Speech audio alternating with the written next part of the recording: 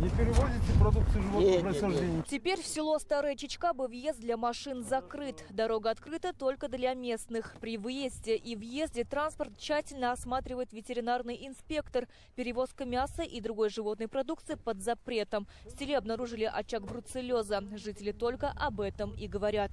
У меня коровы. Как только узнали о вспышке бруцеллеза у соседей, сразу все нужные анализы сдали. Благо, до нас инфекция не добралась. Слышали такую болезнь? Говорят, страшная болезнь. У меня нет крупного рогатого скота, но у соседей есть.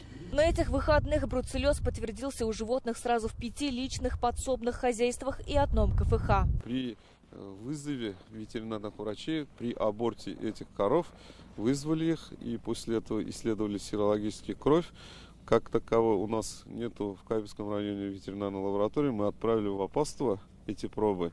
И у нас Апасская ветеринарная лаборатория установила бруцеллез. В селе Старые Чичкабы проживает около 400 человек. Каждый второй из них держит в своем хозяйстве крупный рогатый скот. На данный момент неизлечимая болезнь подтвердилась у 6 коров. Она передается человеку, поэтому больных животных сразу же забивают. Молоко и мясо таких больных коров непригодны для приготовления и дальнейшей реализации. Точную причину возникновения бруцеллеза в районе сейчас выясняют ветеринары. Этот случай еще мы не установили, откуда возник это все. После ликвидации этих животных мы будем проводить дезинфекцию, обработку вот этих помещений, где они содержались.